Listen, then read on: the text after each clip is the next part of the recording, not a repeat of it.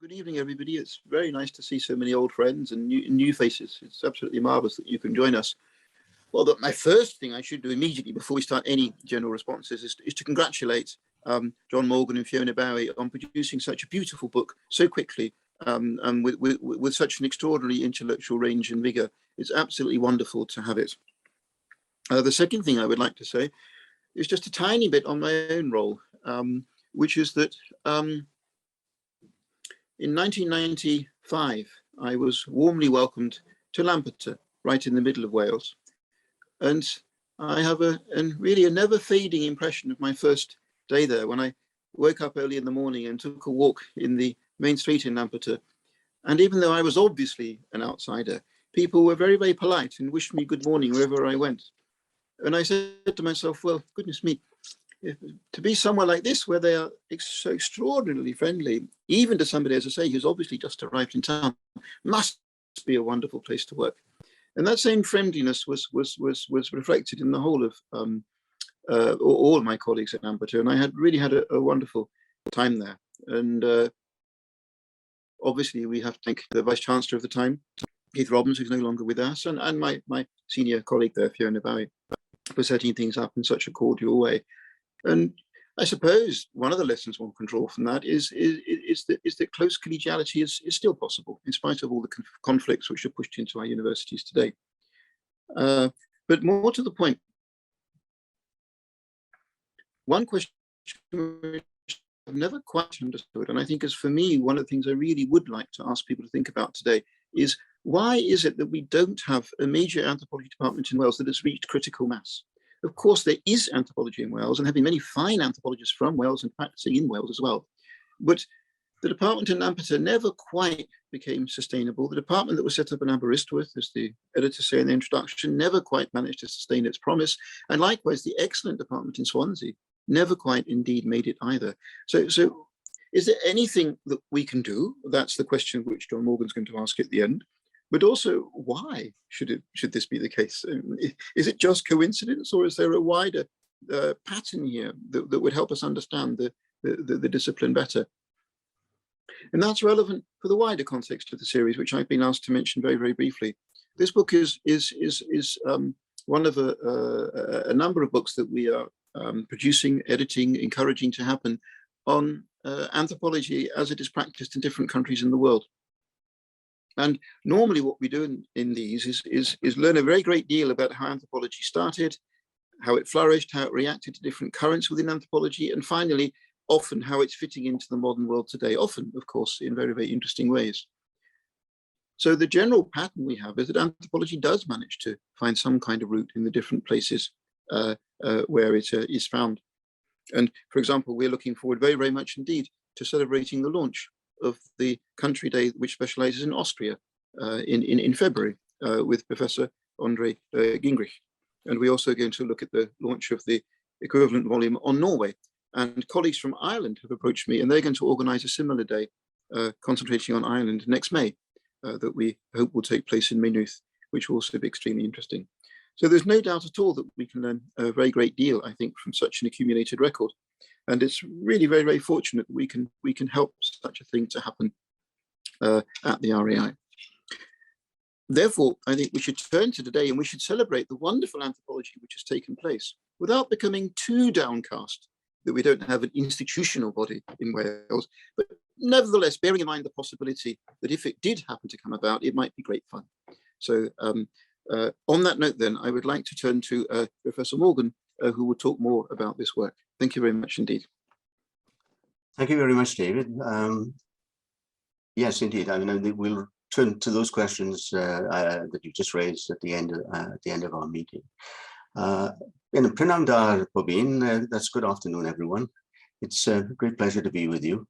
The origins of this book. Yes, in 2018. I noticed that the late Professor Eric Sunderland, a well-known physical anthropologist at the University of Durham, had given a presidential address to the Royal Anthropological Institute on Anthropologies of the Welsh. Professor Sunderland was himself a Welsh speaker from Rhydam in Shire Gair, or Ammanford in Carmarthenshire, later as Principal and Vice Chancellor of the University College of North Wales, now Bangor University, and a prominent person in Welsh public life. To my surprise, the lecture was unpublished. And despite the best efforts of colleagues like Amanda Vinson and others at the RAI, we were unable to find a copy. I then suggested to David Shanklin that a symposium on social anthropologies of the Welsh, which could reconsider Professor Sunderland's theme by examining the development of social anthropology in and of Wales from the perspectives of both national scholarship and international engagement. This idea was supported by the RAI, by the Learned Society of Wales, of which Professor Sunderland was a founding fellow, by the Honourable Society of Cwmbrân, and by the Wales Institute of Economic and Social Research and Data at Cardiff University, where I am now based, each providing financial and organizational support, for which I again thank them. The symposium took place at Cardiff University on the 2nd of May, 2019. Seems a very long time ago now. Preceded by a lecture on the 1st of May by Professor Marilyn Strathern, herself born in Wales into a family of Welsh heritage, and a direct descendant of the celebrated Thomas Charles of Bala, and an honorary fellow of the Learned Society of Wales. They followed 11 further papers at the symposium, grouped as past and present, and the symposium attracted some 70 registered participants. It was suggested subsequently by David Shanklin that the papers be brought together as an edited volume in the Royal Anthropological Society's Institute's Country Series, in partnership with Sean Kingston Publishing. And this is the book that we are launching today. I'm pleased that our nation of Cymru Wales is represented in the RAI Country Series. And I find I take the opportunity to thank Sean Kingston and his colleagues, my co-editor Fiona Bowie, and each of the contributors for their patience and support in bringing the book to publication. We present it today for your consideration. And it's also, as I feel, a recognition of the original work of Professor Eric Sunderland. That's all I have to say really about the origins of the book.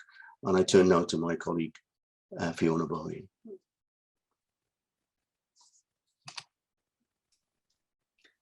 Thank you very much. We really must, I would like to pay tribute to John Morgan for his tireless efforts in driving this project forward. If it wasn't for his enthusiasm and determination, we would not have, and indeed good contacts, we would not have achieved the end result of this book and had the fun along the way with the symposium and the contact with his various colleagues, and discovering so many Welsh men and women from different corners of the world who still value their contact with Wales. We were quite ambitious in that we tried to gather together people and ideas and studies that were both in Wales, of Wales, and from Wales. And so it's not that we're not aware of these differences. If you think that we've just elided them all, that was kind of intentional. It was a very wide net. And particularly without having a strong institutional base left in Wales, we really want to celebrate the work that's gone on. One can see it as institutionally as a sort of rise and fall, but we don't want to leave it on that note, because what's clear is that a huge amount of really valuable ethnographic work and anthropological thinking has gone on in Wales, and indeed interdisciplinary work. And that remains, and many excellent anthropologists have worked in Wales and gone on to have careers elsewhere, but have carried their experience of being in Wales or from Wales. And the influence, I think, of the anthropology of Wales in many ways has punched well above its weight and has percolated into other areas and other studies. So this is really a celebration. I start the introduction with a little section on the institutional history, just really to record the names of some of our ancestors, like Herbert John Fleur he lived from 1877 to 1969, so a long life, who was the first professor in Wales to have anthropology in the title of his chair. And he was at Aberystwyth for many years, but a native of Guernsey. and was in many ways very similar to Eric Sunderland, for whom this book is a kind of festschrift in a way.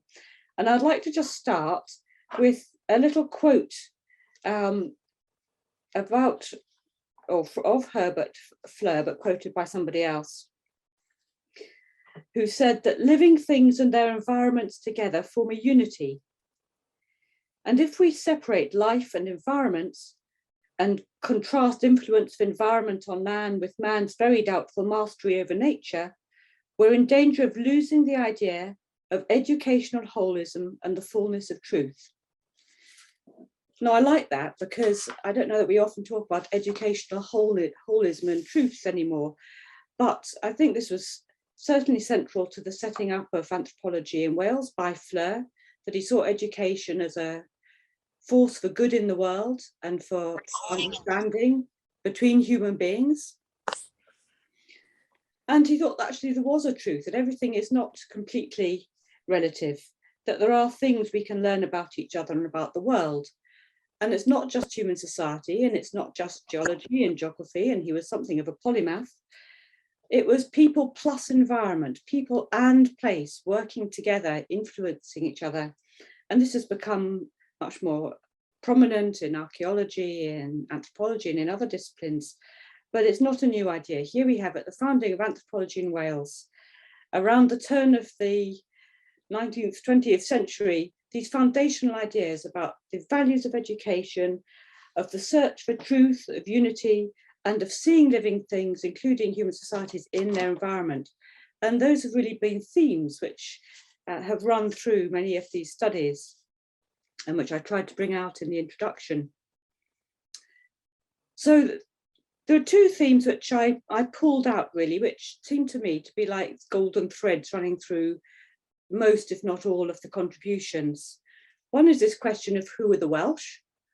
How are we going to define Welsh people? And without coming up with any definitive answer, because these things are complex, I tried to trace the origins very, very briefly of the Celtic language, of the stories of the Romans and Druids, these strange Romanized Celts who were called the Cymry, of the role of place, which seems to be so important in forming an identity, of the more recent complexities of are you Welsh if you speak Welsh, if you're born in Wales, if you learn Welsh, if you come from another country and make Wales your home. And I think we want to rejoice in the complexity. And one thing this volume does is move us away from some of the stereotypes which have their grains of truth, but which don't do justice to the multicultural, multinational, and say highly complex reality of Wales today, but which nevertheless has some characteristic underlying themes and ideas. So the language and the tendency for the Welsh to define themselves as a small island, almost island nation with the River Wye running down the border and the sea on the other three sides, has been important. And this sense of identity moving back and forward across boundaries and dependent on class, dependent on place, dependent on culture, is certainly something which is still relevant in any study of Wales today.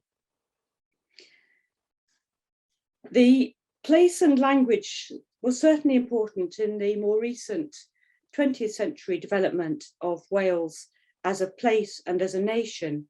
So I mentioned some people like Saunders Lewis, who founded Plaid Cymru in 1925.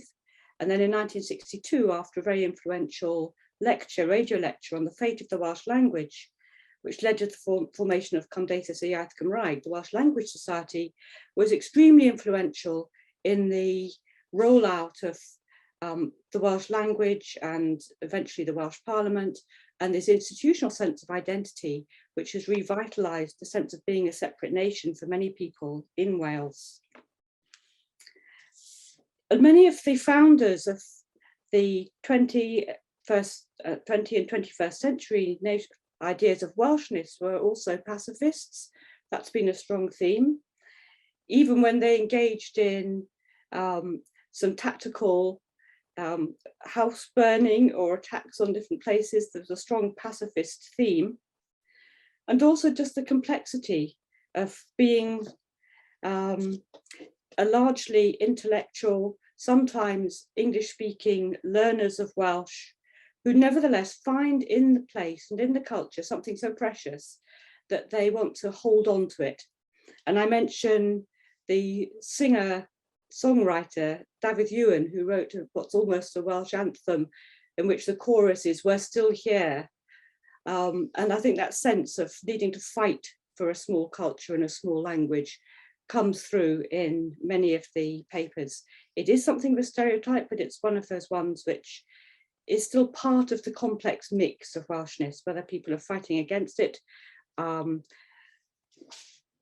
feel that they don't have any part of it, but they're relating to it in some way, just as the Welsh continue to relate to their larger English neighbours.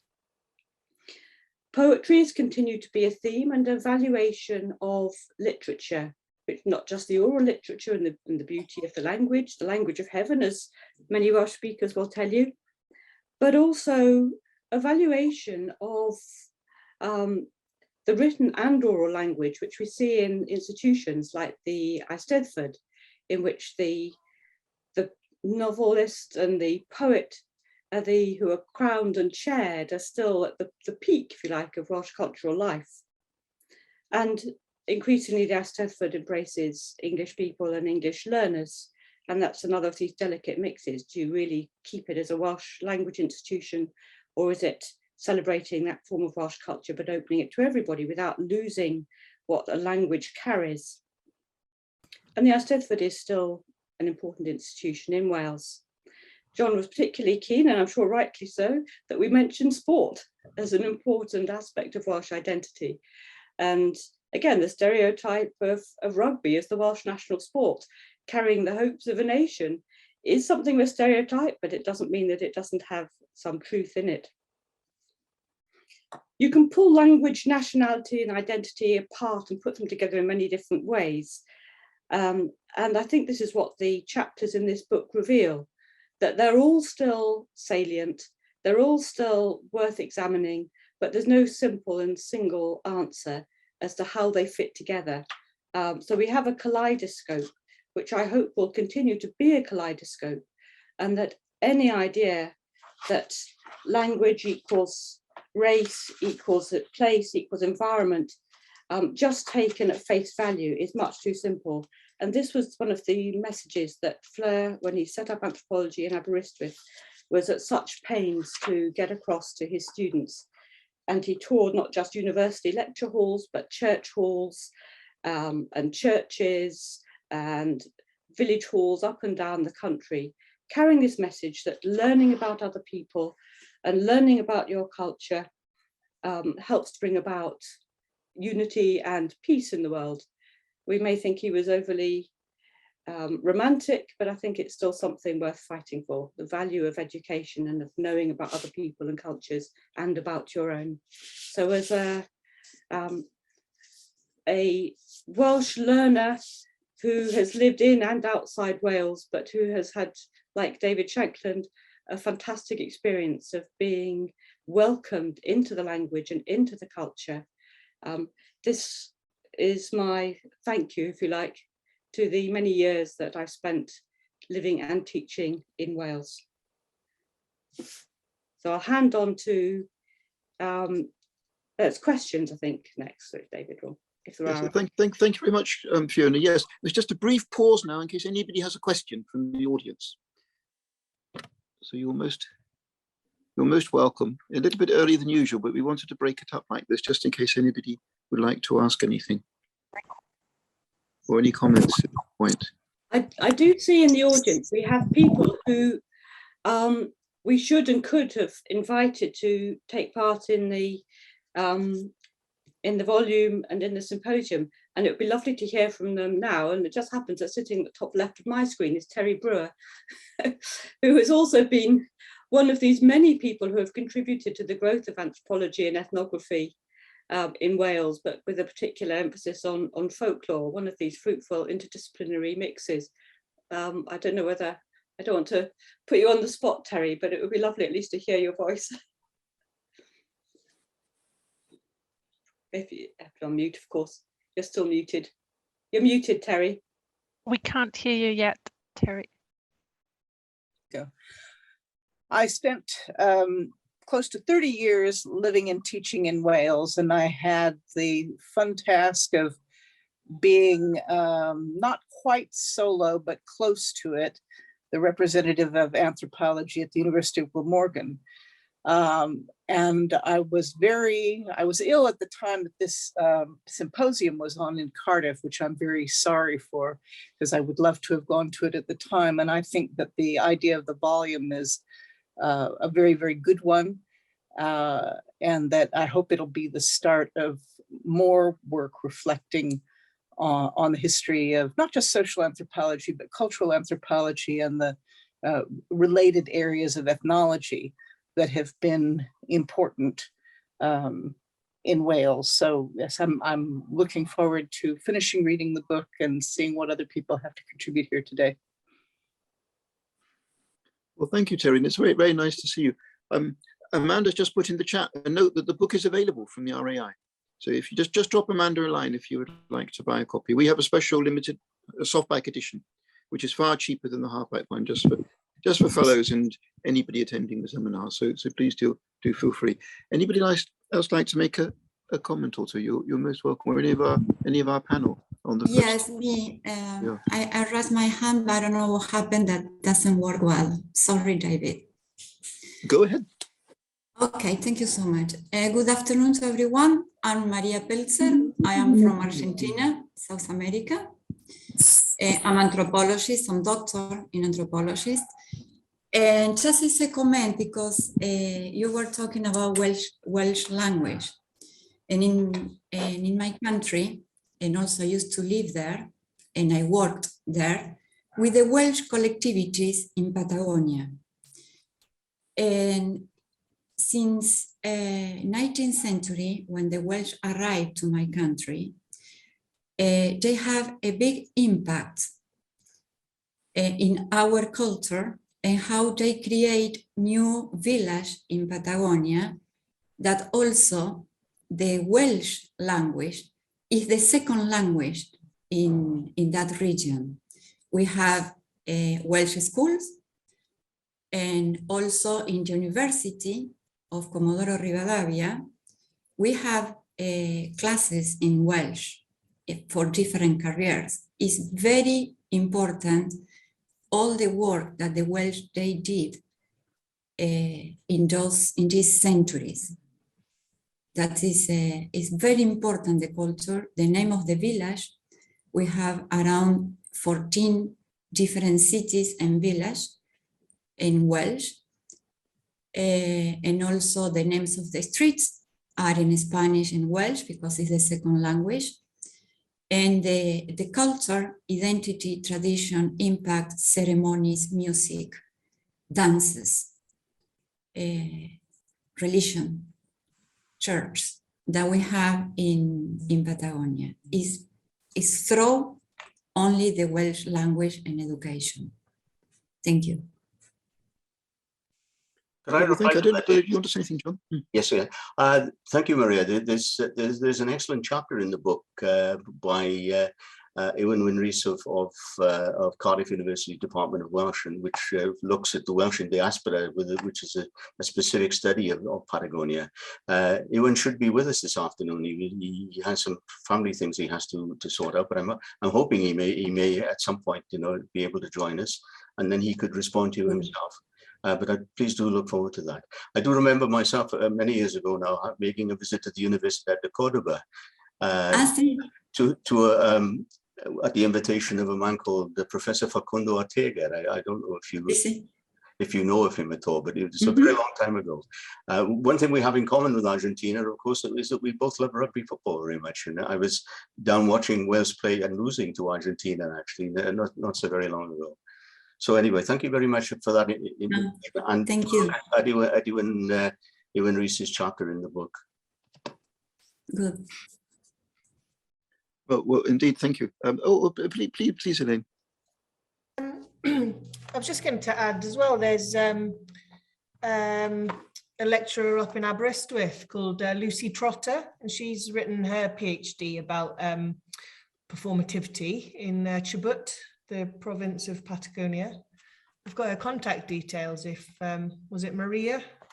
Wanted to, I'll just put them in the chat. Yes, Maria Eugenia, yes, me. You could follow that up because I think that's an interesting project, might find something there. She was at the symposium, but she doesn't appear to be here today.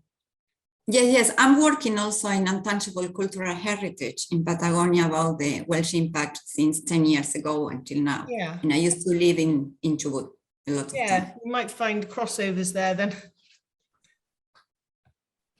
Well, thank you very much. We're down now to move on to Hugh Pryce, who will introduce past along with the contributors. So please, Hugh, nice to see you, and go ahead. Diolch yn fawr. Thanks very much, David. I'll share my screen, I hope. Has that worked? No. Never mind. Let me try again. There we are. Good. Okay, so in the slot I have, I'm here to introduce the first 6 chapters of the volume. So what I'm going to do is, first of all, introduce, I should stress very briefly and selectively, 4 chapters by contributors who are unable to speak here today. Then secondly, I'll say a bit more about my own chapter on Gerald of Wales, and then I'll pass the baton back, as it were, to Fiona Bowie, who will talk about her chapter in the volume. Well, as you can see from the titles on the slide here, all the 6 chapters are clearly very different, yet they do share some common preoccupations and themes.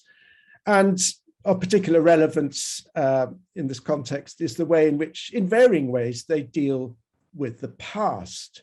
And I think really 2 aspects of this stand out and can be distinguished. One is concerned with individuals in the past who may be considered Welsh forerunners or pioneers of anthropological approaches, and Fiona's already talked about some of those.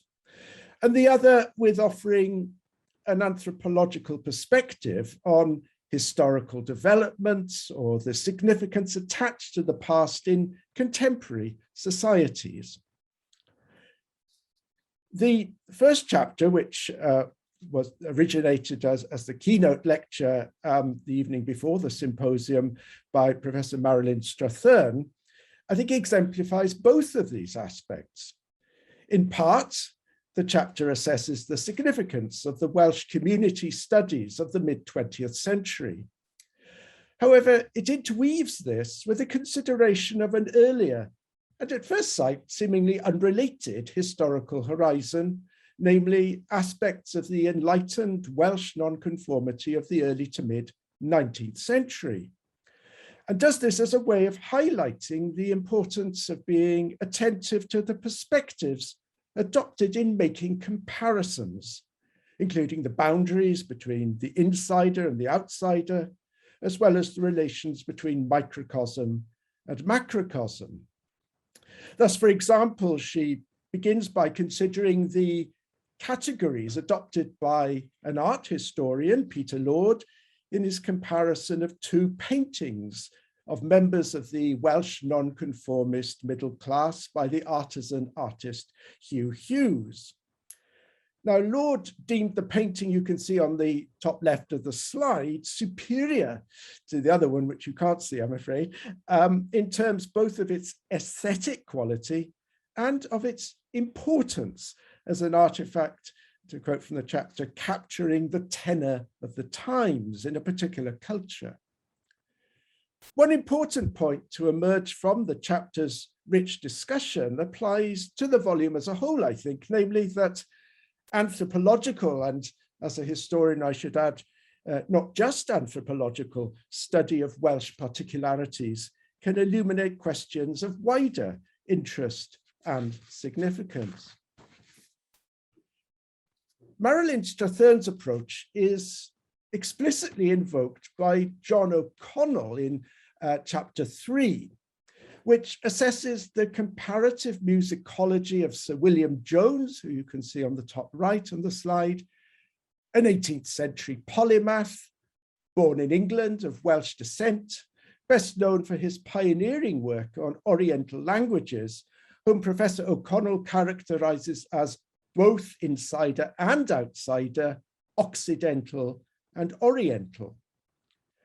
His discussion focuses on Jones's treatise on Indian music of 1792, written while he was a judge for the East India Company in Calcutta, which drew not only on his reading of Sanskrit texts, but also on his ethnographic research with Indian musicians.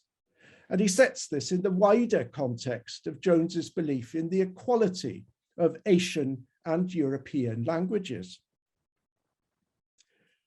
If Sir William Jones has claims to be considered a proto-anthropologist, if you like, Iorwerth Peate, the subject of Ellen Phillips's chapter, chapter 4, offers a critical appraisal of the vision of Wales that Peate realised at what was originally known as the Welsh Folk Museum, an open-air museum opened at St. Fagans near Cardiff in 1948, a venture inspired by Scandinavian example that grew out of the National Museum of Wales's Department of Folk Culture. And for Peate, folk culture was a key concept. The chapter shows how Peate's originally capacious view of that culture narrowed to concentrate on a rural Wales unaffected by the major industrial developments since the late 18th century, in order to preserve what Peate considered the essence of Welsh culture and identity. And she contrasts this with the much more diverse image of Wales presented at St. Fagans following its recent redevelopment as a national museum of history. And so there is a bit of sort of contrasting, if you like, past and present, but the main focus is on Peate's own vision and contribution. And those of you who visited St. Fagans will know that a number of buildings are reconstructed there, including the cottages on the slide on the bottom left, but the choice of these has become more diverse in recent decades. With Iorwerth Rhys, we come back to Welsh Patagonia, which Maria Peltzer has already talked about in her comments a little earlier. Iorwerth Rhys also, I think, addresses images of Welsh society and culture in his chapter, which explores the interplay of language and identity among Welsh speakers in the province of Chubut in Patagonia, Argentina. And here the past is, if you like, presented as a repository of romanticized notions of Welshness, stemming from the establishment of a Welsh colony in Patagonia in 1865, and sort of notions that are still invoked by, for example, the Welsh tea rooms, such as the one shown on the slide on the bottom left, though clearly, as Maria Peltzer mentioned, there's a lot more to Welsh culture in Patagonia today than tea rooms. But in his chapter, Dr. Rhys draws on recent fieldwork he undertook with a range of Welsh speakers, and he relates contemporary linguistic usage to recent social change, and emphasizes what he calls the ever-changing and multifaceted phenomenon of Patagonian Welshness today. So in a sense, his chapter is mainly concerned to underline the distance between the past and the present, and to sort of present a more complicated image of Welsh Patagonia than some that are perhaps more popularly held back in Wales, at least. So that very briefly, as you can see, is just a sort of taster of the chapters that I've just talked about. And we'll now move on to my own chapter on Gerald of Wales, and I'll talk about that at a little greater length. Here I assess the significance of a book called The Description of Wales, completed in 1191 by the prolific medieval Latin author Gerald of Wales, born to a Norman settler family in Pembrokeshire, but also related through his mother to the native Welsh royal dynasty of South Wales, who pursued an ecclesiastical, administrative and literary career that took him to England, France, and even to Rome. The Description of Wales, together with Gerald's earlier work, The Journey Round Wales, an account of a preaching tour in 1188 to recruit troops for the Third Crusade, were the first books written specifically about Wales and the Welsh. And The Description of Wales was also the first substantial work of ethnography composed in medieval Latin Christendom as a whole. So my discussion assesses the significance of the Description of Wales as the earliest sustained attempt to provide what we might term a social anthropology of the Welsh, with respect both to the wider context of medieval ethnographic writing and to the particular historical context in which Gerald wrote. As previous scholars have noted, Gerald reinvented the ethnographic monograph exemplified in classical antiquity by Caesar's writing on the Gauls, and especially perhaps Tacitus's Germania.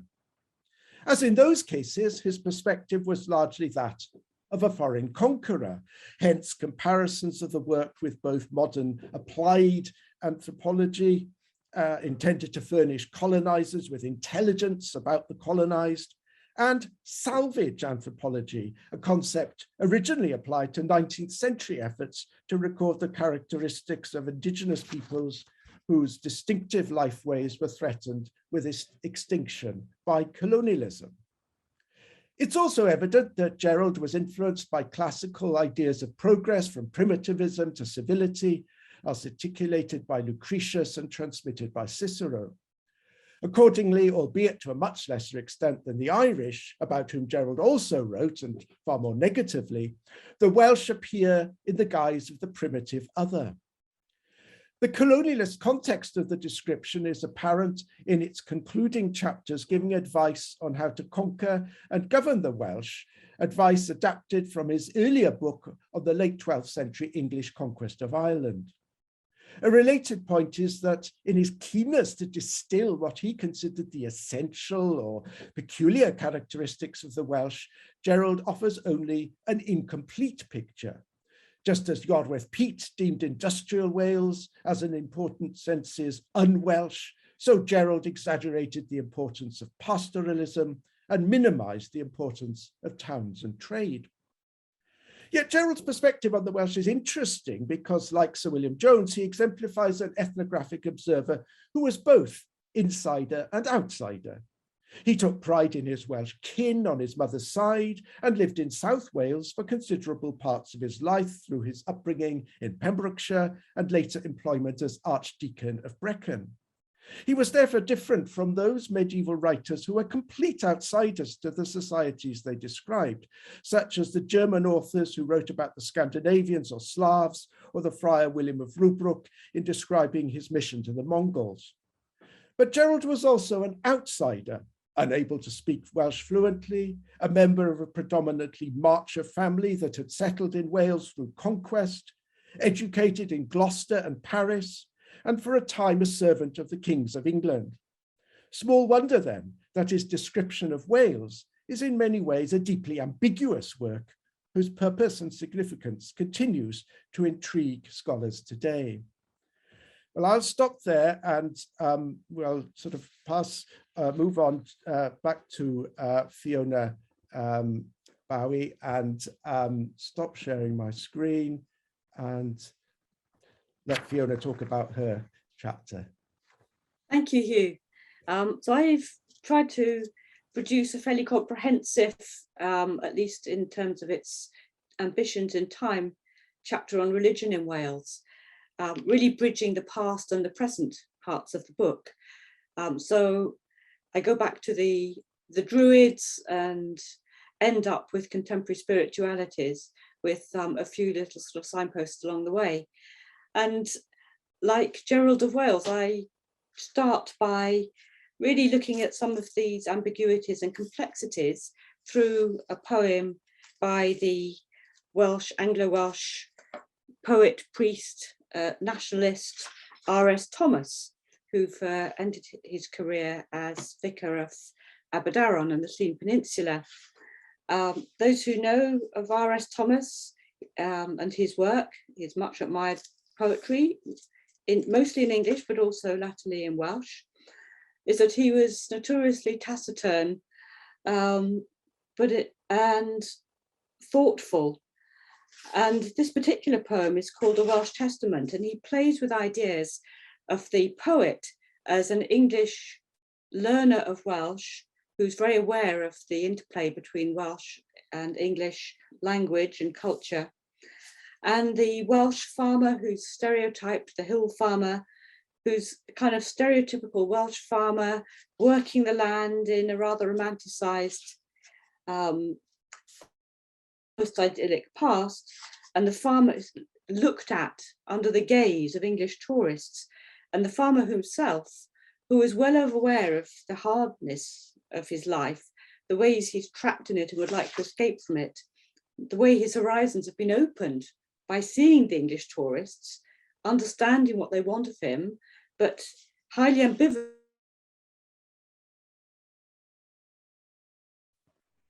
Fiona, we don't hear you anymore. For some reason, you went mute. Is that okay again? Yes, we hear you again. Okay, thank you. I don't know how that happened. I probably pressed lent on something. Anyway, he finishes this Welsh Testament by putting the words in the voice of the farmer, the Welsh-speaking hill farmer in North Wales. I never wanted the drab role life assigned me, an actor playing to the past's audience on a stage of earth and stone, the absurd label of birth, of race, hanging askew about my shoulders. I was in prison until you came. Your voice was a key, turning in the enormous lock of hopelessness. Did the door open to let me out, or yourselves in? So I love the irony and the ambiguity that's packed into that verse. I just want to keep that in mind because I think what Hugh said about Gerald of Wales actually runs through so much of these notions of Welshness and identity. I'll also like to read you another little passage which particularly struck me when I was researching the chapter, from Ronald Frankenberg's book on Llanfihangel and Wynfa in the 1990s, when he's been, Ronald Frankenberg was at Manchester, and there are close links between the community studies in Aberystwyth and in Manchester. And Ronald Frankenberg wrote his dissertation, his thesis on Wales. But he says of these villagers in Llanfihangel and Wynfa, in an appraisal of Rhys's study, sorry, it's not Frankenberg's study, it's Frankenberg appraising Rhys's study, that you have all these independent non-conformist chapels, which from the outside might seem very similar to each other. But when you live in the village, they're worlds apart from each other. And this observation really captured the complexity the further you go into Welsh life. How all the seemingly essentialist elements just kind of dissolve. So Ronnie Frankenberg noted, looking at Rhys's study, that you have the Independents, the Baptists, the Calvinist Methodists, and the Wesleyan Methodists, who might look from the outside very similar, but actually live in slightly different worlds. So as their kinships and their social networks varied, and the families were usually faithful to a single denomination, to the extent that if the chapel that your parents or grandparents or great-grandparents helped build closed, perhaps through lack of a minister, people might choose not to go anywhere rather than just cross the street to the next chapel. They had distinct cultural and imaginal worlds, and Frankenberg observed, even the child's view of the world geography will differ. The Methodist will hear missionary descriptions of the Kazi Hills in Assam, whereas the independent will learn more of mission life in the South Sea Islands. The heroes of one denomination were scarcely known in another. And so I like this whole view of the wider world, the geography of the world was determined by whether you were a Methodist or a Calvinistic Methodist or an independent. So it's this theme of complexity in the detail coming through again. Another study I just want to mention very briefly is Sue Philpott's in a lovely volume, but edited by Charlotte All Davis and Stephanie Jones in 2003, which was a reappraisal of Welsh community studies. And Sue's study, which I think was her PhD in Swansea, was of wool measuring. And this might not seem to have much to do with religion, but it's a view of the world, a cosmology, which is based on really much older sort of folk ideas and traditions than just the traditional church and chapel. And Martin Springer made the important point that you can have one set of beliefs for one's context and practices, and a seemingly contradictory set of practices. You couldn't even call them beliefs, but just sort of common sense knowledge and traditions which you utilize in another. And wool measuring might be seen to be one of these. And if there was a particular treatment that seemed to probably have carried on for hundreds of years, in which if you suffer from depression, you would find your local wool measurer who would attach a length of wool to an object and measure a cubit from that. And then over a series of days would repeatedly measure the wool and see if it had grown longer or shorter than a cubit. And the person who was being treated didn't have to be present or even know that the measuring was taking place. So measuring the wool was both the diagnosis and the treatment. And you could suppose that the fact that the person suffering from depression knew that somebody cared about them and was taking daily attention, paying daily attention to their condition, that they felt drawn into a community. All these, of course, could have been therapeutic. But I think it also points to an enactivist approach to anthropology in which the human agent and the immediate environment are really closely entangled with each other. And I can only assume that it's continued for so long because at some level it actually works. So here we have in the 1990s in this continuation of this very nice folk tradition. When you start poking around, there are many more practices which are not conventionally religious or part of organized religions. I finished my chapter by looking at some of the more contemporary aspects of religion in Wales. It's well known that the churches and chapels have been declining, although Christians of various types still very much in the majority, but the age of the congregants is certainly going up and the numbers going down, whether they're Anglican or non-conformist. The Catholics remain very few. Islam is rising in certain areas, but along with Judaism and Buddhism, Hinduism still represent a very, very small proportion of the practicing religious population. But there's also an increasing diverse and dispersed, you could call it pagan, New Age population, which is not separate religions because they draw very heavily on the disenfranchised chapel and churchgoers, as well as people who are not attached to any other formal religious spot. And one of the people I highlight at the end of the chapter was a delightful chap I was introduced to. He's a Welsh speaker from the Valleys, a part-time primary school teacher called Barry Taylor, who was brought up in a Pentecostal family and went off to London Bible College with the intention of becoming a minister. Instead, he became an atheist and drifted back to Wales and started teaching. And then he came across a Tibetan Buddhist temple set up by a Tibetan Buddhist from Tibet in one of these dead, dying chapels. It was Calvary Baptist Chapel in Bryn Mawr at the head of the valleys. And it is the most gorgeous place to visit, such a feast for the eyes. There is a little photo I took, but what you can't see in the photo is the glorious reds and blues and greens, the sort of really vividness of the colour. And Barry has been initiated into this Buddhist temple and spoke very movingly of his practice, and his faith. And he described himself as a Tibetan atheist, which I thought was very nice, and highlights that it's possible to practice a faith without actually, I wouldn't say without believing it, but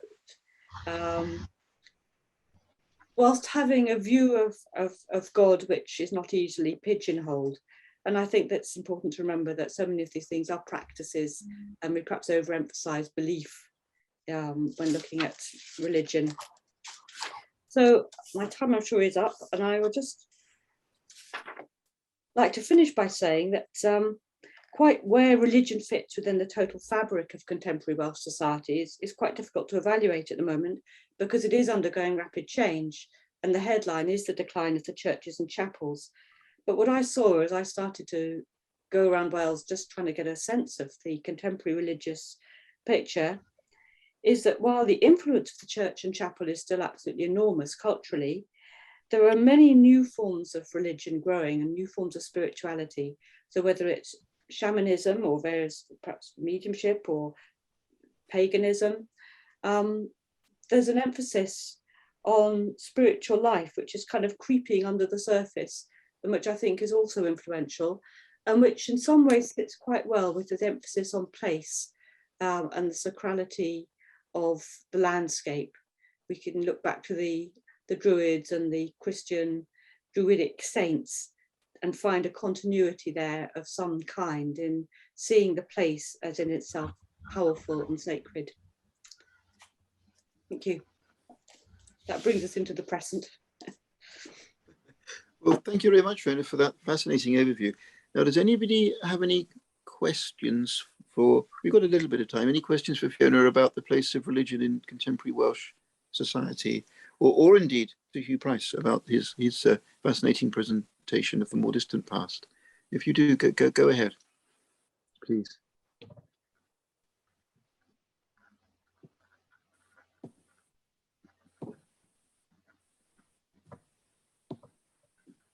No thoughts just at the moment? Well, we can come back to our discussion at the end. So if you do have any, please do go ahead. So what we'll do is we'll go straight then to Elaine Forde, who will take us to the next station, the next section, please. So go ahead, Elaine. Hi, everybody. Thank you. Oh, sorry about standing in front of my light. Thanks for inviting me to introduce the next section, which is about the present. So I guess it's down to me to introduce the second 6 chapters of the volume. I think today we have, well, I'm here, and Chris Hann, and who else was it? Sorry. Rhys. Rhys Jones, is it? Chapter 11. Yeah. Okay, great. Well, I'm also here, contributor to chapter 8. Oh, fantastic. Are you going to present? No. Robin, is it? I can comment. in Robin's absence, in his absence, yeah. Oh, Howard, thank you. Well, it struck me as I was listening to Fiona that, and I'm glad that you did mention this, that we're throwing around the terms in and of Wales to describe our anthropology, as if these are sometimes the same thing. And so I'm glad you said that they're not really, because it does strike me that we've a lot of anthropological work going on in Wales that's perhaps not of or from Wales. I think of some of the work up in Lampeter, where there's still an anthropology programme taught, and some of the more theoretical stuff, I suppose, from Swansea. The book Reflexive Ethnography sticks out. And I guess I wanted to bring that up because it's a book that's based on paradigm theories about critical realism. It's kind of, to completely paraphrase, says there is a reality and we can study it. I suppose the question is, do we accept that realities, social realities, are mediated through external factors, politics, economics, cultures. And I guess in a roundabout way, that leads us to understanding anthropology in Wales in present day to be largely in the eye of the beholder. And where I'm going with that is to, I suppose, what makes ethnographies of Wales, anthropologies in Wales and of Wales. I guess it's the audience that we write for, which is why this book's been a fantastic project to kind of bring all this ethnographic work that's going on in and of Wales together under an anthropological banner, where quite often we're not all writing for anthropologists in anthropological publications and in and of anthropology departments. And I think David's introduction to the book touched on that in terms of the audit culture we have to deal with, because to my knowledge, there's not a lot of work being done presently in Wales that's being submitted to REF, for example, in anthropological units of assessment. Rather, we find it in geography, business, sociology, and all these other disciplines where ethnographic work seems to fit quite well. But again, is that anthropological work? Seems to be a big question. But to bring it back to this book, the second 6 chapters are about more present day studies of Wales, starting with chapter 6, which reviews the community studies genre or approach to Welsh anthropology. It's a fantastic chapter to bring together kind of an overview of that movement through probably 70 plus years, I think, of study in that on that theme. Though it is noted that there haven't been many studies recently. I think the Swansea re-study in 2008, kind of a re-study of Rossiter and Harris's work, is the kind of the most recent, broadly speaking, community studies style ethnography of Wales. It seems that in recent years, the ambitious community study has given way to ethnographies that talk more about civil society, and in fact might use communities as a lens to see and comment on civil society more broadly, which is in fact the theme of chapter 8, I believe. Maybe Howard wants to interject at this point. Well, chapter 8 seems to be uses that lens, I think, the civil society, the community as a lens to see civil society. Just unmuted now, Ellen, if you want him to. Yeah. Elaine, sorry. Howard?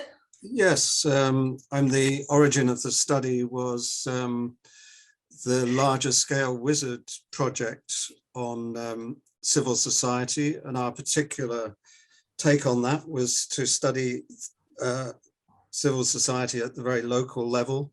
So we chose 2 villages and spent, the best part of 2.5 years in close touch with those sites and with the people in them.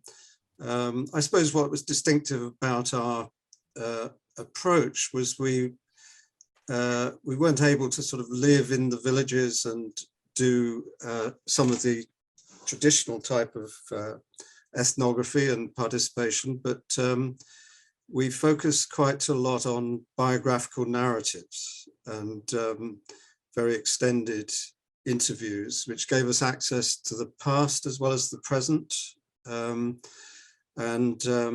That allowed us to make connections with the community studies tradition, and we see ourselves as descendants of that, but doing things slightly differently to take account of contemporary circumstances. But that's the context of the study anyway.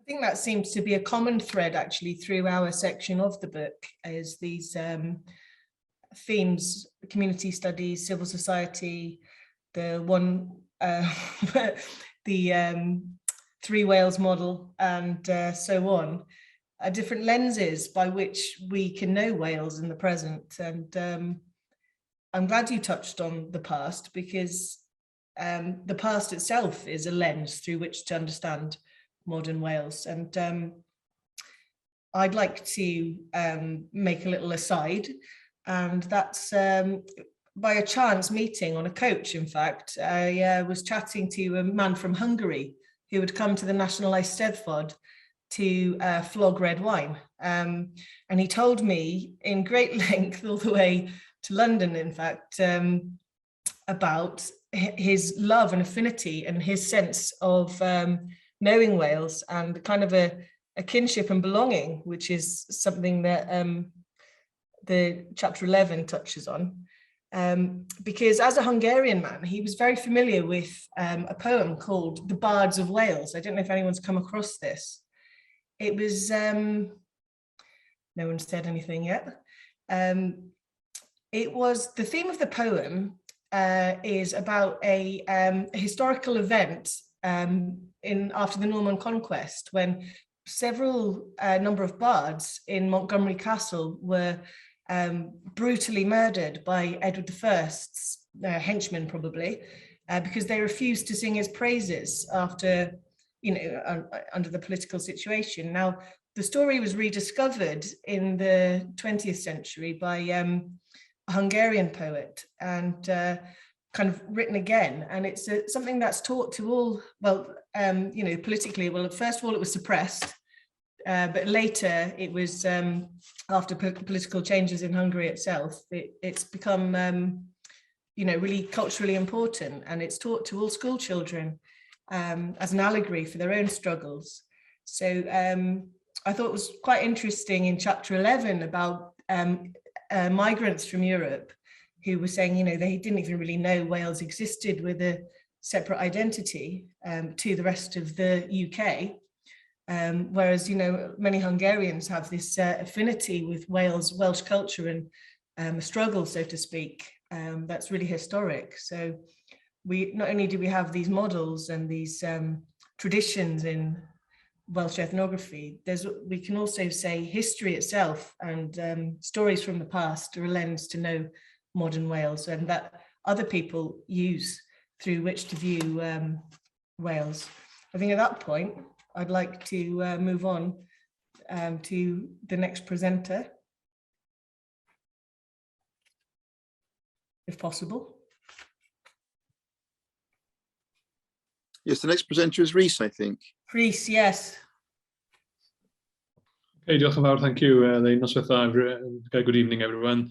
And thanks to John and Fiona for the invitation, and for congratulations as well for the terrific book being produced. So I should apologise that I'm not an anthropologist. Towland, my co-author who took a lead in writing this chapter, is an anthropologist, but is teaching this evening and unable to make it. And again, the study that's the basis of our chapter, it was part, as was Howard's study, of the Wizard Civil Society project, which ran from 2014 to 2019. And our project really focused on migrants and civil society, and how civil society and participation in civil society can be a way to look at belonging. There's a lot of work on the one hand focusing on identity and affiliation, and a lot of work on the other from sort of economic perspectives, focusing more on numbers and workforce participation. And Towland and I and Stephen Drinkwater, who are collaborating in the project, who was an economist, wanted to focus more on other forms of attachment which can be made through participation and civil society. And one of the things we wanted to do in our study was to critique what Hall terms the migrancy problematic. And this is a very prominent discourse where migrants are constructed as a problem for society, being seen as a threat to national cohesion, being seen as taking various things, requiring support and benefits and so forth. And what we wanted to focus on was the agency of migrant people in Wales, and how that might transfer to attachments to particular areas in Wales as well.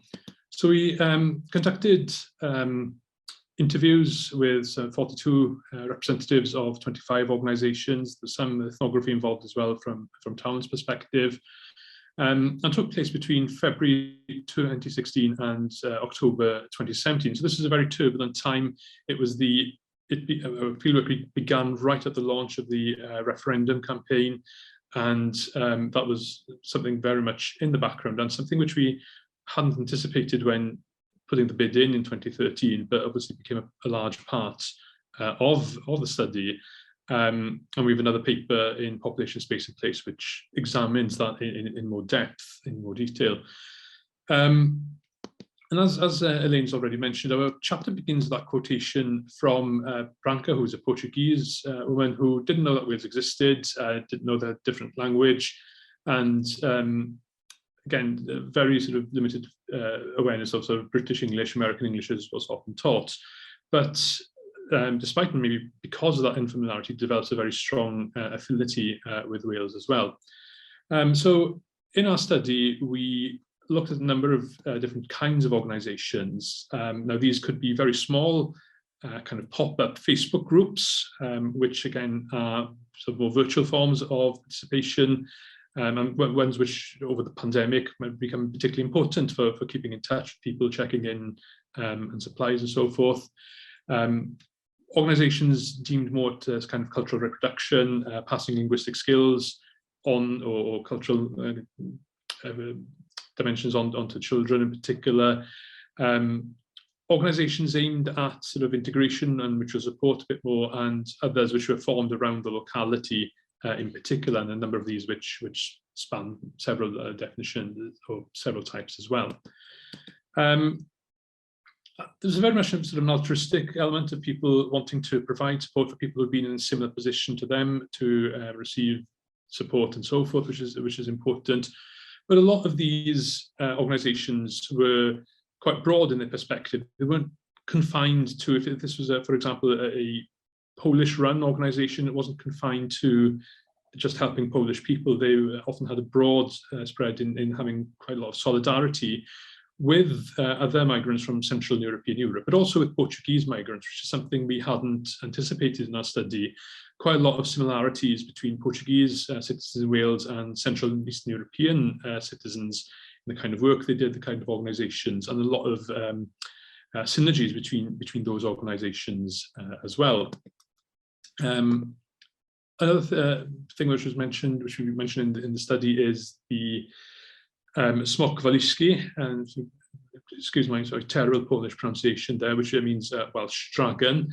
And this was a website which was established by two Polish immigrants to Wales, and was focusing on travel and opportunities to travel, to explore Wales, to get to know various areas near and far. And it was quite an ambitious undertaking. It was designed to be the first Polish language guide to Wales as well. So we can think of some of the themes we've already heard about, of travel, integration, belonging, being conveyed this, and digital technology allowing that there as well. Often the affinity to Wales was expressed in terms of the landscape being particularly important, and having that effect on people, swing not pobl, as we might say in Welsh, having that sort of charm to it. But there's also some attachments to sort of the people, and there is that discourse in Welsh of Wales being in studies of Wales of that tolerant nation, with Charlotte Williams, Neil Evans, and Paul O'Leary sort of critique quite extensively in that volume published about 15 years ago or so. And this again is something which we sort of need to bear in mind, particularly in thinking about other accounts of hostility, which Robin Mann and Yvonne Thomas have written quite extensively about in a report in 2012 rather. More polarisation in Wales in terms of attitudes to immigration, but Wales, compared to other parts of the UK, having higher negative attitudes to immigration.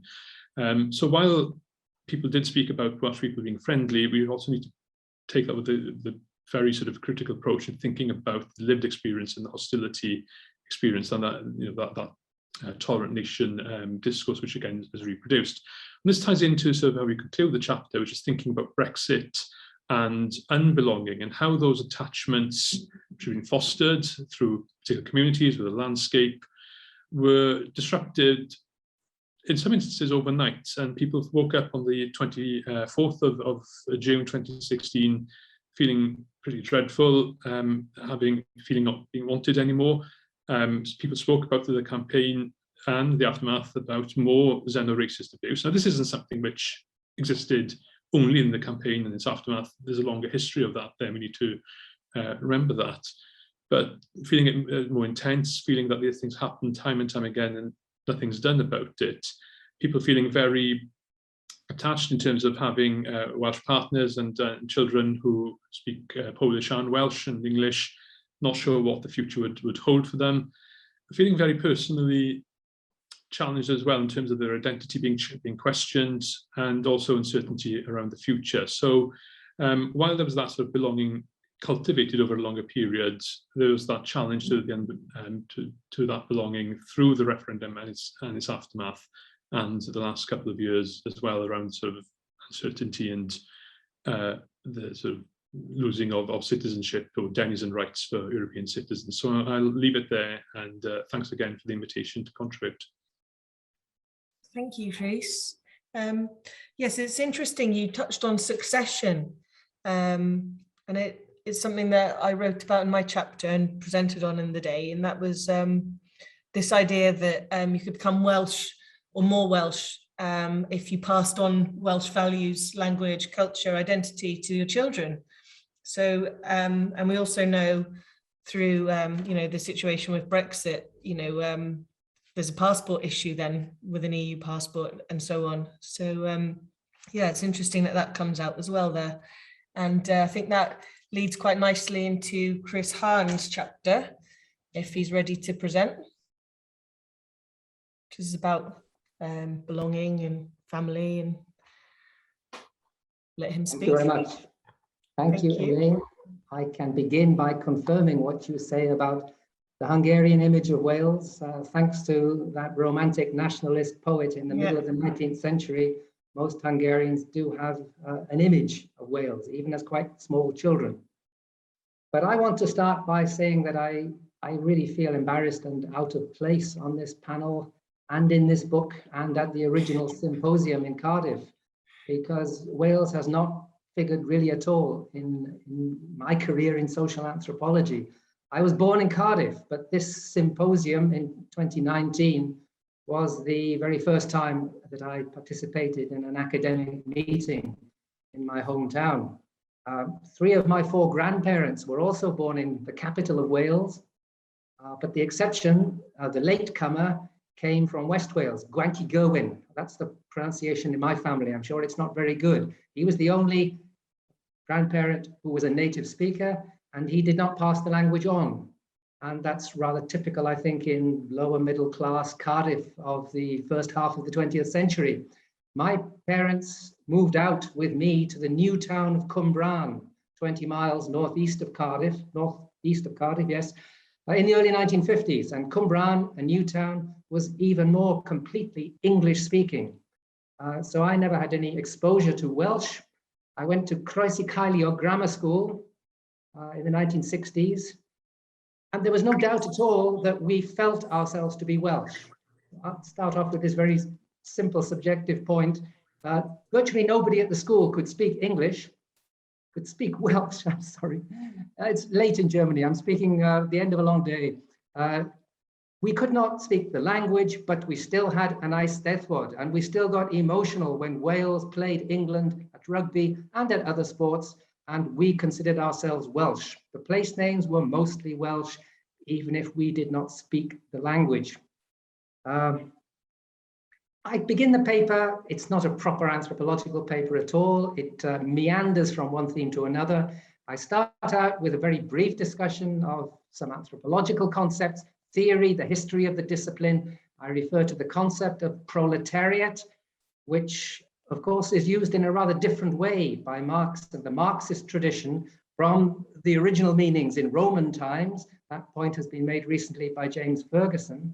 My point is that the South Wales valleys and the coastal towns in the 19th century, with the Industrial Revolution in Wales, produced classes rather closer to those Marxist stereotypes.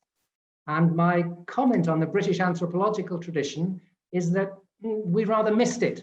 In particular, there was an important figure in Manchester called Max Gluckman, really a very important figure for British, the ASA, the Association of Anthropologists of Britain and the Commonwealth.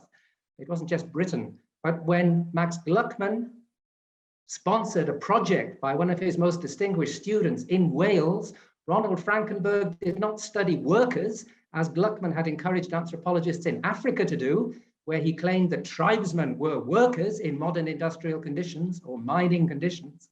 But in Wales, Frankenberg studied the village on the border, and most of the literature that we have refers, if not strictly to remote villages, then to contexts that are by and large rural. I think the valleys and those industrial settlements have been neglected. That's a point I make at the beginning, and I then have some long empirical sections in the chapter which rely quite heavily on my father as an informant. He's told me a lot in recent years about his childhood in Cardiff. My father can't remember very much about what happened after something like 1956 or thereabouts, but he's very, very good on the 1930s and the 1940s, when he was a child and a young man working in Cardiff after his O-levels, school leaving certificate. Now, I have no time to go into the details of his later career in Cwmbrân, and that's not the point here.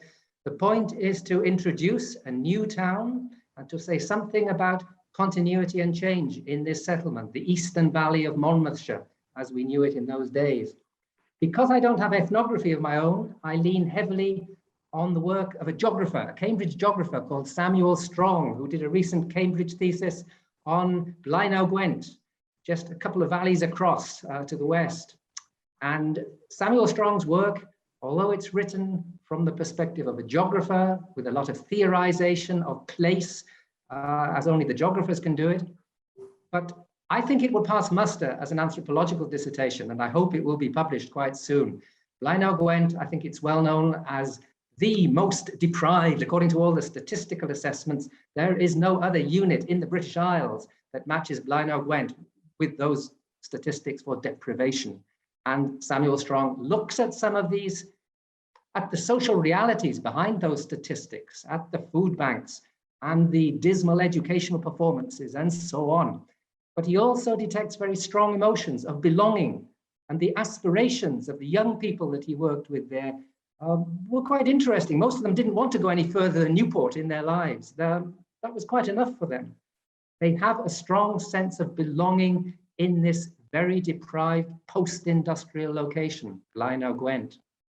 Now, after discussing that ethnography by somebody else, I try to bring in a few examples of my own sniffing around in Cwmbrân in recent years, because I do visit many times every year. My father still lives in Pont Newydd, which is another deprived local unit according to the statistics. I only know it as the village. It's on the western side of the valley, which is working class in contrast to the more middle class and even upper class segments on the western side, on the eastern side of the Afan Llwyd, the main river of that valley. So in Cwmbrân nowadays, if I go back to my old school, and I did visit it in the summer of 2019 in the wake of the Cardiff Symposium, I was able to see my old secondary school just before it was demolished later that year. And I'm not trying to defend the academic apartheid that this part of Wales had in the 1960s, with the grammar school and the secondary modern school sharing a campus, but absolutely separated. That's how it used to be. But I draw attention to the fact that every year in those days, significant numbers of children left the grammar school for the good universities in England, including Oxford and Cambridge. We can debate whether those are the best universities, but there was a very obvious channel of educational mobility out of Cwmbrân for those who wanted to follow it. And if I go to this town nowadays, I doubt that the same opportunities exist. Pryce School is losing its sixth form completely. There's going to be a new sixth form college.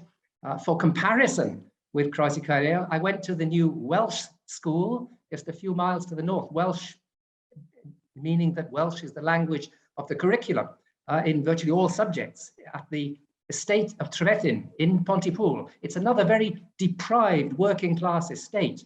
But as you can probably imagine, not many of the local children go to this Welsh language school. It's middle-class families who drive in their kids from other parts of Monmouthshire to profit from the only education in the Welsh language in that particular corner of Monmouthshire, as it's called again. I don't think many children leave that Welsh-speaking school or the other schools of that valley for the elite universities of England nowadays. A lot has changed since the time of New Labour. And of course, changes began even earlier. In the last sections of the paper, I developed some comparisons very briefly, including comparisons with Hungary, where I'm on much firmer ground as an ethnographer. But the rise of populist voting patterns in the British Isles does seem to me to show a lot of similarities with what I have studied professionally as an anthropologist in Hungary. The people voting for Mr. Johnston and for the Brexit Party in my constituency, Torvain, they are, like the people who vote for Viktor Orban in Hungary, the losers of very large-scale transformations that these post-industrial regions are undergoing. In Hungary, it's more a case of the end of a very successful agrarian synthesis that explains why people are voting for right-wing nationalists nowadays. In South Wales, it's been a Labour stronghold for generations, but the Labour candidate, the solicitor Nicholas Thomas Symonds, is currently the Member of Parliament for Torvain. He would have lost a couple of years ago but if there had not been a Brexit Party candidate to share the pro-Brexit vote with a Conservative candidate. I hope that's clear. The Labour Party, in its South Wales strongholds, seems to me increasingly vulnerable these days. But I'll get away from political polemics and finish with a reference to Raymond Williams. Williams is my hero in the last pages of my chapter.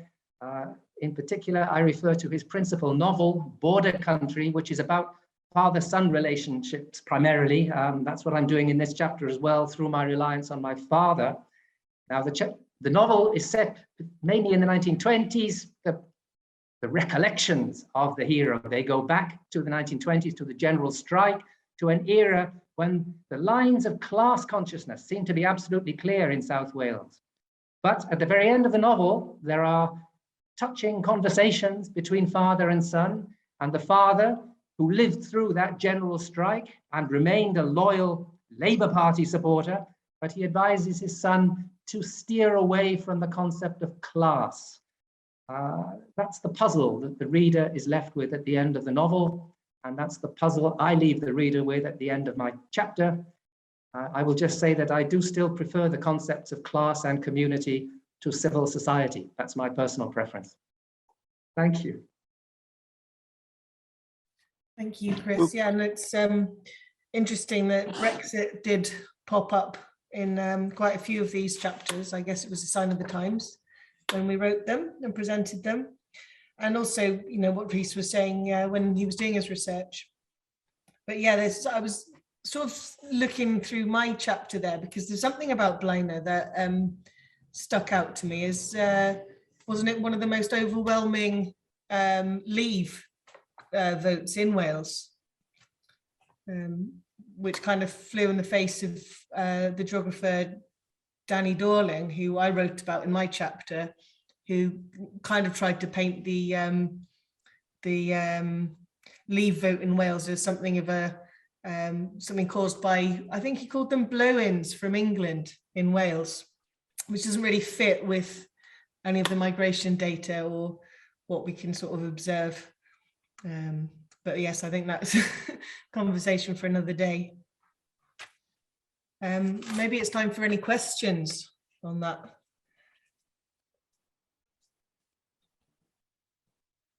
Yes, now we go to generalized questions. And so please, the floor is open. If you would like to address questions to any of our contributors, thank you very much to Chris and Elaine, or to Fiona and to Rhys, or anyone else who has been commenting today. So please go ahead.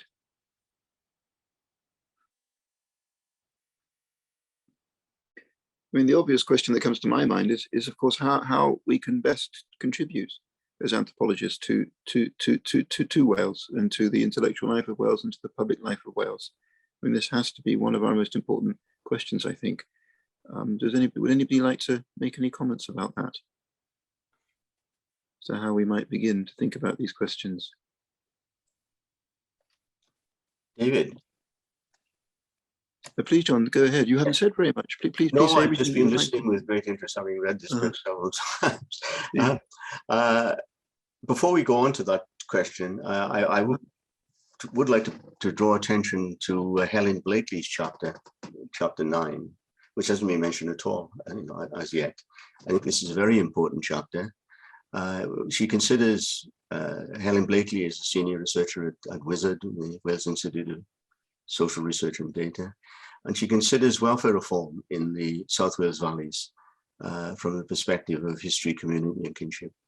And her chapter is used to describe and analyse the everyday interactions of a group of welfare-reliant single mothers, the Lifeline Girls, in a single community of public housing known in the chapter as Valley Side. It struck a chord with me very loudly because I'm a valley boy myself. I was brought up in a mining village. My father was a mining engineer.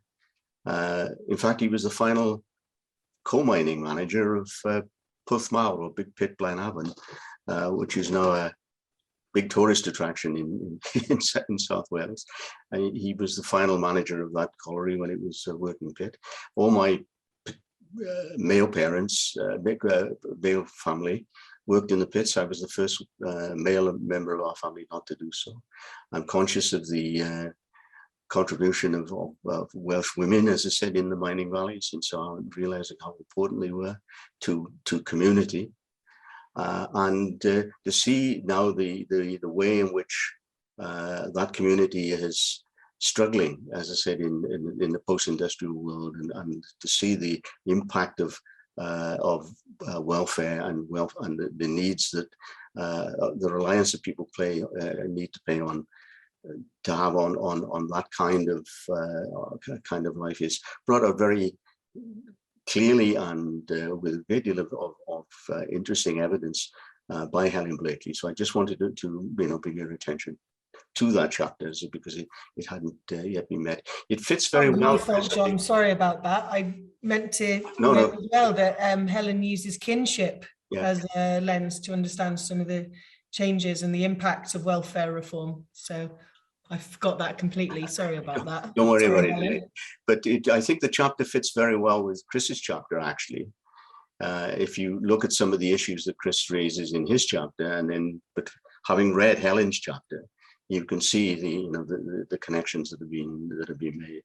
I also have an interest, as you know, Chris, in Raymond Williams, who many years ago I edited a book on Raymond Williams shortly after his death, and it's 100 years, it's a centenary actually of Raymond's birth this year, and yet it seems to me that though he is still of interest to many people in Wales and outside Wales, in the academic world and in the cultural, people of our generation perhaps actually, he no longer carries the sort of weight of influence, I think, that we believed he was going to carry when he died. We thought that tradition would be sustained, and so on, the kind of critique that he was raising would be sustained. But I don't really feel that has happened, but that's something of a digression, of course. There we are. I just wanted to add that comment. But David, please, to your other question about what can we do and how can we develop it. I've said to you before that I think the idea of having a department or school of anthropology in a Welsh university is in present circumstances are virtually nil. That's not going to happen.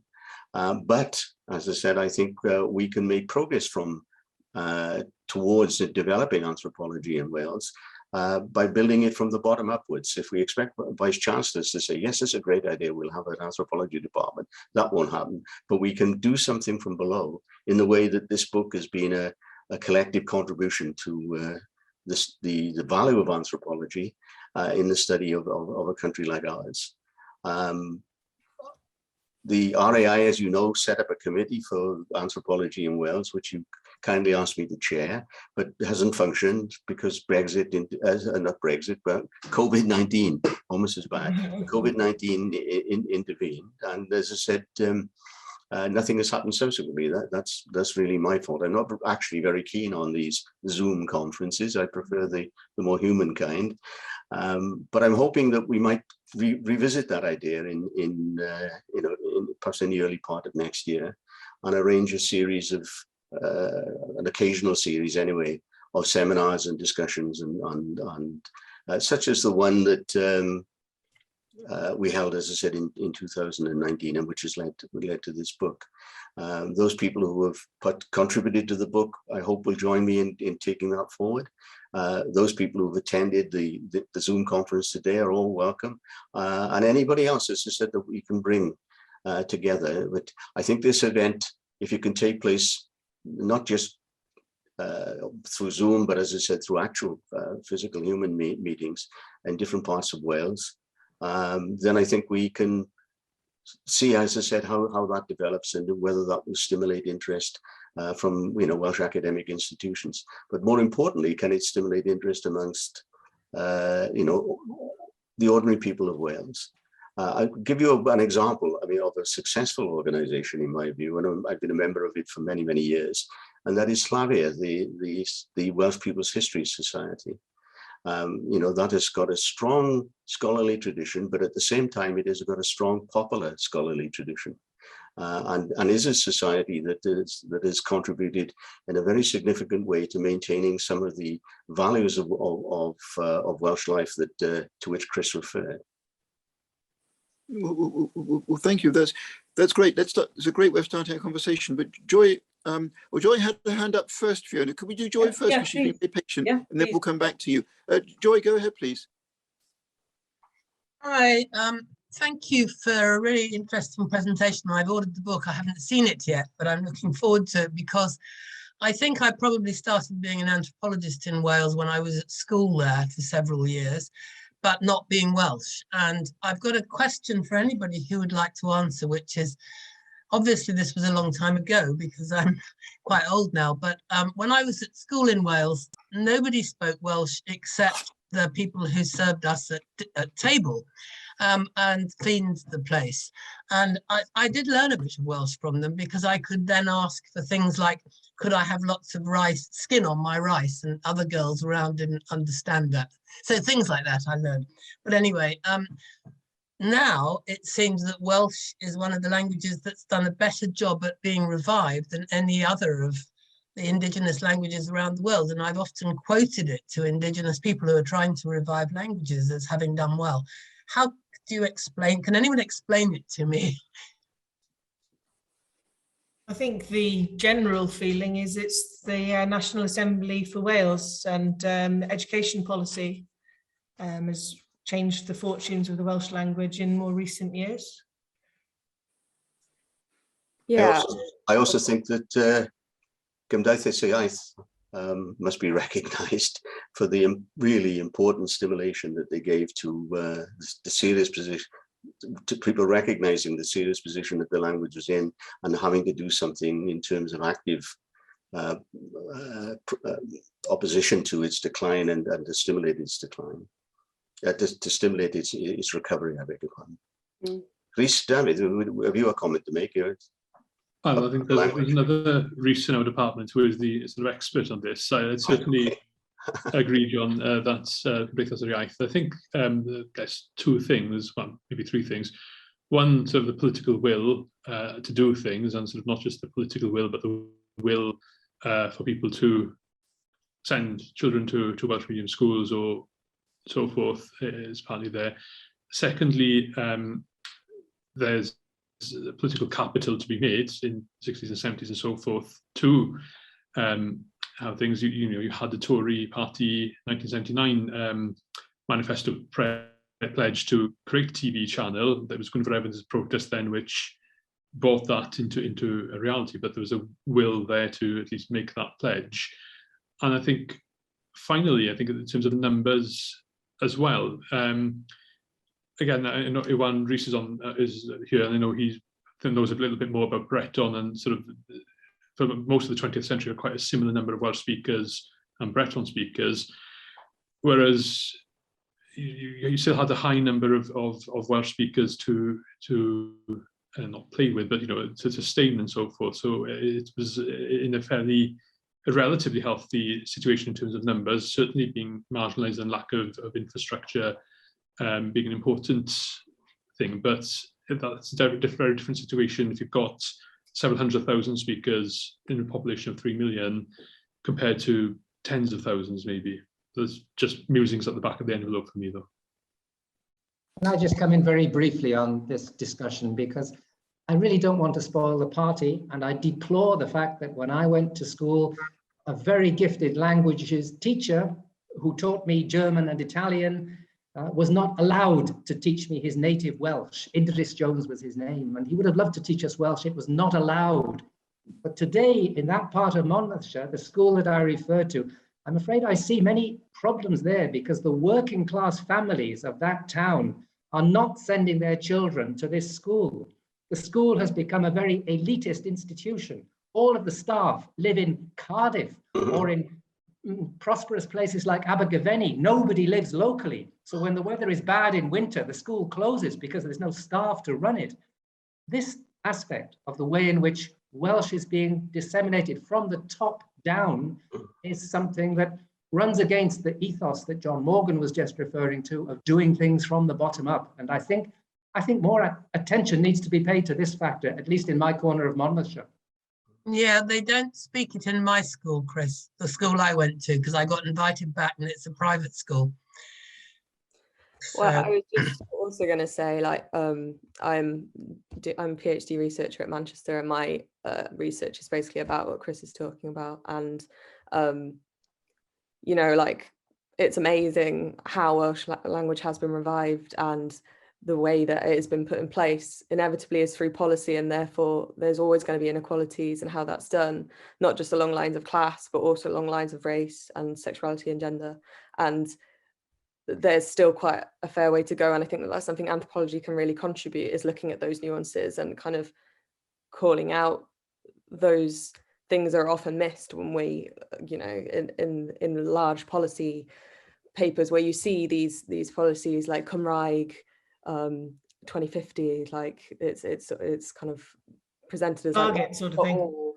And like, it's like, this is a project that we are all invested in. It's like, we are, but also what support are you putting in place for people so that they can do that, and like job quotas, and how the government now, you have to be able to speak Welsh in order to work there, which is incredible, but also how are you putting the things in place so that people can learn, so working class people can learn, and first generation migrants can learn, and just all of that sort of stuff. But what's interesting about the Welsh language in policy is that it's not necessarily a language to understand what a language is. It's a technical skill. Oh, am I muted again? Oh, so it's seen as a technical skill. That's why, for instance, it's a material consideration for planning applications. So the impact on the Welsh language, and that's not discriminatory, because as a technical skill, in theory, anybody could learn it.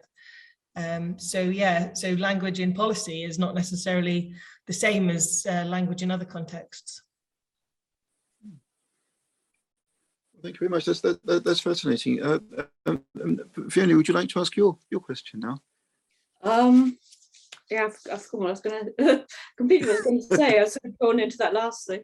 I mean, it is very interesting. I hope so, and thank you for raising that point, and the one that Chris made so movingly about the relationship between the top down and the bottom up.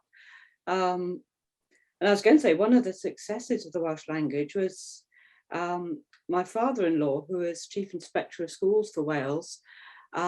He was from Merthyr, from a coal mining and farming background. I was very instrumental in the 1990s for the Welsh school, medium school being implemented. Errol Davis, his name. But the whole policy shift, as you said, making it with S4C and the Welsh medium role in the universities, lecturers in the universities, did mean that it became an important school for the middle classes, a skill for the middle classes. That's not a bad thing, but it is a bad thing if the school is situated in such a way or in a place where the teachers can't get there and the local kids can't get there, and there's no incentive, there's no reason for your post-industrial working class kids to actually go to a Welsh medium school. So I don't have an answer to that, and it's clearly something that that the Welsh Education Department are very aware of and do what they can, but the incentives are just not there for the working classes in the post-industrial areas in the way they are for the middle classes to make sure that the kids are bilingual. And there was that whole generation who were disincentivized from speaking Welsh. And you got this strange, I'm sure those who have lived in Wales have all come across these families where perhaps the eldest children spoke Welsh because it was still the family language, and then the younger ones were discouraged because they thought it would hold them back and the parents would only speak English to them. So you get these families of a certain generation who have both English and monolingual English and Welsh speakers living in the same household sometimes. Very strange, but it's certainly something which is changing, which is dynamic, and I think it's great if people are still doing research, you know, specifically looking at this aspect. And I've completely forgotten what I was going to say about that now. Can I bring something up? It was just in response to what David asked, really, about how we might contribute and, you know, the fortunes of anthropology in Wales. And I noticed that Pat Kaplan is here, and it does remind me of, I think it was a video of an interview with her about forming the Department of Anthropology at Goldsmiths. So maybe she does want to speak for herself, or I could paraphrase. Yes, of course, but just anxious that people can ask their questions in their order, you see, because Howard Davis has been waiting some time. So okay. Why don't we take Howard Davis now, and then we'll take Pat if she's available. And she gives Pat a chance. Hello, Pat, to think a bit about your answer. Because I'm also anxious to know why Aberystwyth, for example, after having Fleur there for its whole career, why that fizzed out. I mean, there must be a reason there. But anyway, Howard, please. Thank you. I felt I should add something to the comments about language. It depends where you are in Wales. Yes, of course. The extreme, you know, comparison with Monmouthshire is the northwest, Anglesey, where I happen to live, and you know, I've had a building project going on for the recent months, and every single builder and contractor is Welsh speaking, from the oldest to the youngest, and they went to Welsh medium schools in the north of the island. So it's a very, yeah, it's a completely living language among the working class, as well as you know, much of the elite. So it's a very different situation. I think you'd find that, you know, in many other parts of the old Fro Gymraeg, which is shrinking, of course, but we have to put the policy into, you know, its local context, I believe. And to comment in relation to that, but also the question of you know, future studies, I think we need to look at the generation of PhD students who are contributing, you know, in quite important ways to these themes. You know, one example in Bangor is Eileen Tilley's work on new speakers of Welsh, you know, mainly in the context of this fairly high level of Welsh speaking, where the incentive for new speaking is really quite high. But many other subject areas as well. Chris's comment about, you know, how we feel ourselves to be Welsh, another PhD from Bangor by Daniel Evans was done in Porthcawl, which is quite different from almost any other community study in Wales. That's a very English town, but not very far distant from the valleys. And his study showed that, you know, the kids in Porthcawl, because he was focusing on secondary education, felt that they were just as Welsh as the other Welsh in the valleys, these rather uncouth people up the valleys. So there's a good deal of ethnography there, which is worth reading, and I'm sure the generation of PhDs is something we need to, well, keep alive, but also to encourage and read their work. Thank you. Well, thank you very much. We have a number of different comments coming in, but Hugh, you just popped up. Did you want to say something, or is that just an accident of the screen? No, I was encouraged to appear by Hann, so I've appeared, but I don't have a question or comment at the moment. Oh, I see. That's absolutely fine. Well, Pat, are you still here? It would be great to hear your thoughts about the rise and fall of anthropology departments, if you're with us. We can't hear you right now, Pat, if you want to speak. That's because I was muted. I'm unmuted now. It is a very interesting question because at one time when I was heavily involved with the Association of Social Anthropologists, I was asked in that capacity to go to the University of Swansea, of which my daughter is a graduate incidentally, but that's by the by, in order to persuade the then Vice Chancellor that they should retain anthropology and sociology. And so we had a very lively conversation, and I tried hard to make the point that it's really important for these disciplines to be well represented in Wales, and also for people working in those disciplines, or at least some of them, to be doing ethnographic work on Wales and the Welsh. I mean, there were people who worked in far-flung corners, but there was much less at that time actual work in Wales. I wanted to make a couple of comments on the Welsh language. I think it's succeeded so well because a lot of resources have been given to it, but also because it matters so much. It's so fundamental. It's something that's so precious to people in Wales. And it's interesting to compare the other devolved nations, Scotland and Eire, who also have their own languages, but where the preservation, much less the increase in usage of those languages, has been far less successful. I happen to have a sister married in Ireland, and none of her children can speak Irish, Gaelic properly. They did it at school, they all had to do it, but it didn't stick, and it's not really very relevant as far as they're concerned. Whereas in Wales, it's extremely relevant. It's really relevant. It's really important.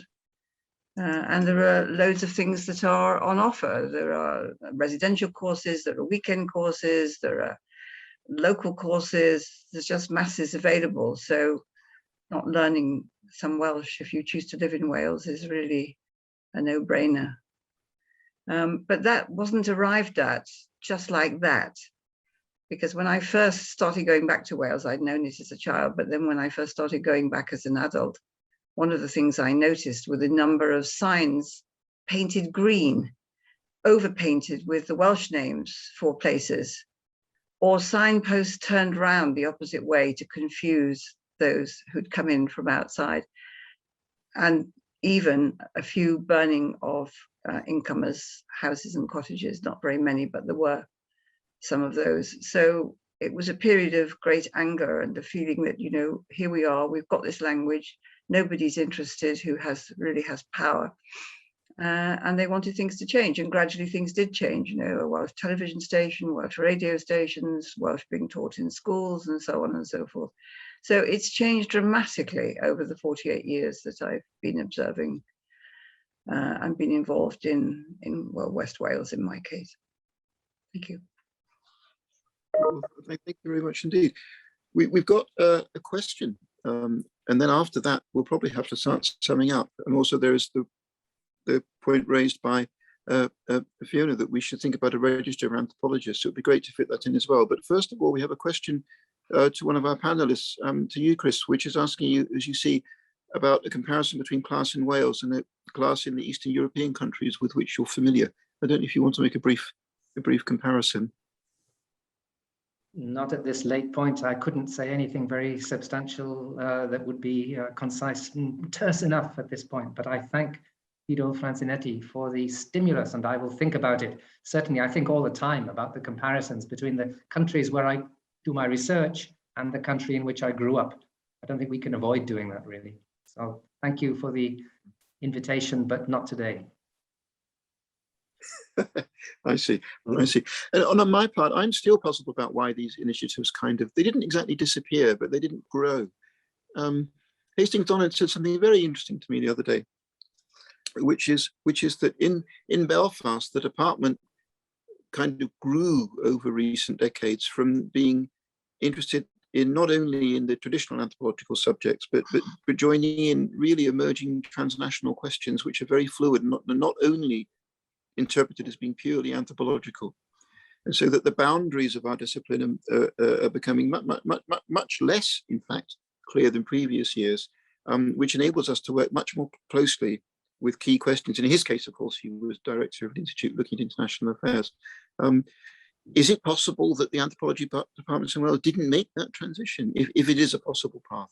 I simply don't know. Were they caught between a resurgence of interest in indigeneity in Wales and everything that goes with Welsh culture, and coping with the audit culture, which meant that they weren't able to draw on the full intellectual sources that otherwise would have been available to them? Is that internal division in Wales between England and Welsh one of the reasons why departments have somehow or other not flourished? I simply don't know. But look, I want to hand the floor over to John. But perhaps John would also like to mention what he thinks about putting together a registry of anthropologists in Wales. I mean, certainly, isn't that something we could facilitate, John, as part of the committee? Yes, I agree entirely. And I think Amanda Vincent has already, to some extent, got this in hand, because I remember when this idea was first floated, she sent me a list of people who had indicated interest in the work of such a committee. And I think we can just develop that original list and look at exactly who's doing what and where and why. Yes, I must say this, because I think it's quite important. May I take the opportunity just to clarify something that Pat Camplin mentioned about the burning of houses in Wales as a protest. This did happen, but whether it makes any difference or not, I'm not saying. But it was directed at second homes and holiday homes, not people who'd come to settle and to live in communities and so on. And I think that's quite an important distinction, because this problem of the holiday home and the second home pricing local people out of the housing market has become, and with its effects on Welsh language communities, particularly, has now become a very hot topic in Wales once again. Yeah. But it's not a topic that's exclusive to Wales. You see the same sort of thing in Devon and in Cornwall and out in parts of Scotland.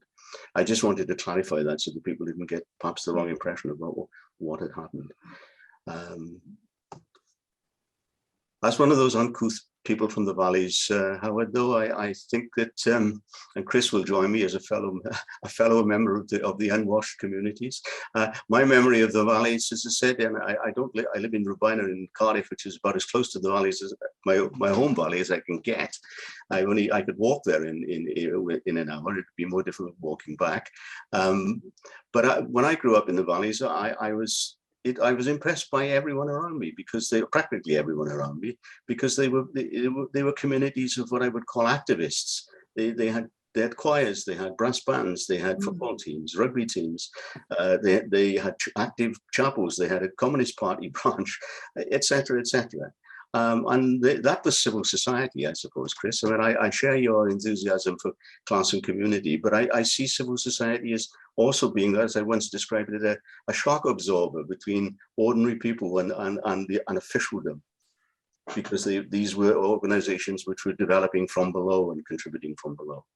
And if we do take this idea forward of promoting and developing anthropology and the study of it in Wales and so on, I think we should take that approach and learn a lesson perhaps from the Llawer organization, or the Welsh People's History organization that I mentioned earlier, and to do as much as possible as we can in partnership with organizations who have similar intellectual and social and community values and objectives. Well, thank you very much indeed. We always try to stop on time because, of course, people have family responsibilities and other things going on. But really, I've learned an enormous amount and enjoyed myself at the same time, and I hope everyone else has as well. So we should just thank Hanine, I think, for her wonderful preparation. Are you, Hanine? And you can say perhaps good night to everybody, and we can close the session. No, yeah, thank you. Yes, I should have learned this in Welsh, exactly. Say thank you and good night. So no, wonderful what we've learned today, and that thank you to everybody who stayed. I feel like we've had a really steady audience, and everybody was fully listening, and I'm sure we could have gone on discussing more. I'm going to quickly turn off all the spotlights so everybody can see everybody else in the gallery view and wave a little goodbye. And yeah, thank you to everybody. Thank you. Bye. Thank you. Diolch yn fawr. Good night, everybody. Thank you.